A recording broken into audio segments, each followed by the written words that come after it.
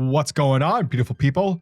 It is I, your flying locomotive and faster than a speeding bullet SuperCliff, coming at you live with a brand new video.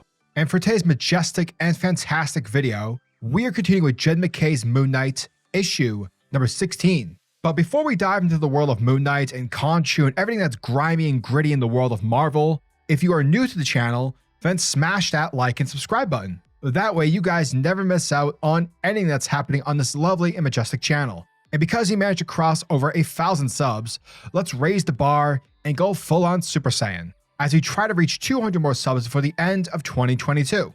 So yeah, don't be rude. It's free, folks. It's the price of admission. Hit that subscribe button. Thus, without further ado, let's get weird and freaky with Moon Knight issue number 16. Our story starts things off with Moon Knight in his Mr. Knight attire, alongside Soldier and Reese, where the three of them are heading into Chinatown. Because remember, back in the previous issue, Mark and his personalities were able to do some detective work on the vampiric organization, whom are called the Structure. They're basically a vampire pyramid scheme. Now, Tudor, who's the leader of the Structure, is seemingly afraid to expand his territory into Chinatown. So naturally, Mark is under the impression that there is something within Chinatown that has Tudor afraid, and so he wants to find out on what it is. And Soldier and Reese are there for moral support. And eventually, as they make their way further in, the trio are met with a group of vampires. However, these vampires are not affiliated with the Structure.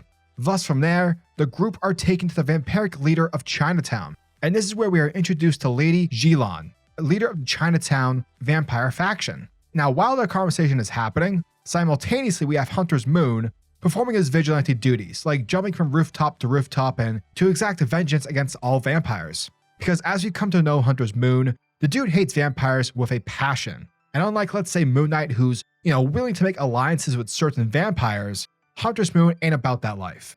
Thus, we see him jumping about, where he then encounters the two assassins whom the Structure had hired to take out Moon Knight. And their fight is vicious. And although the fight is 2 against 1, the two assassins have no chance because Hunter's Moon is just plainly kicking their asses. Switching back to Moon Knight and Lady Jilan, we come to learn that Lady Jilan is in fact an ancient monster, a particular type of vampire. And though she stands in the way of Tudor and the Structure from expanding into Chinatown, she's unwilling to attack him dead on, and she's afraid to declare actual war. And the reason for this is because if she does anything, her old master will find out. Thus, we are given some backstory. For Lady Jilan was raised in court to be an assassin for the immortal Xinglang, and Lady Jilan was the first of a bloodline created by her master's alchemy. Freaky stuff. And since then, she has killed over 1,000 people under her name. And this all happened a century before the infamous Dracula was even born. However, the immortal Xinglang lived way too long, and over time, her soul basically became tainted with power and that of madness. She drank too much of the Kool-Aid. And so Lady Jilan didn't want to continue this dark and evil path. And so she straight up left her boss nearly a century ago. Therefore, if she makes a move, Tudor will inform her master of Jilan's whereabouts, and she will burn all of Chinatown and quite possibly the entirety of New York City in the process. Now, Lady Jilan also explains that Tudor is probably trying to kill you guys because you are challenging his exclusivity. And this all has to do with Mark having resurrected the Soldier using Reese's vampirism. Essentially, Tudor took that as an attack on his business.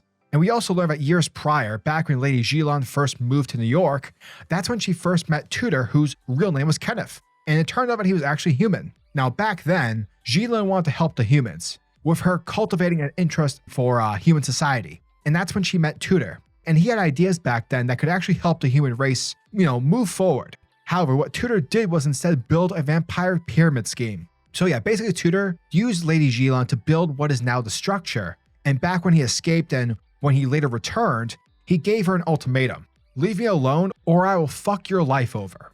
But the reason why Tudor is so hell-bent on crushing them in that mission is because he's trying to make a bid for international recognition. The mofo wants to take his pyramid scheme to a global level. More specifically, with there being an actual vampire nation that's currently operating over in Europe, Tudor wants to get in touch with Dracula himself. So yeah, it's safe to say that this is definitely a big issue. Thus, Lady Jilan informs Moon Knight that if he's going to make a move, he best do it during a conclave that Tudor is holding over in Manhattan. And Lady Jilan knows exactly the ins and outs of the details of what's happening. And so she can place Moon Knight in the exact same room with Tudor The only issue is that, he'll also be in the same room with some of the world's most dangerous vampires to ever exist. But to Moon Knight, this is good. He likes it. And speaking of vampires and danger, we pick back up with Hunter's Moon, where right now, in his fight, the assassins have called for backup. And that's where we see a horde of vampires converging on Hunter's Moon. However, being the badass player that he is, dude kills all the vampires. However, he is severely wounded in the process.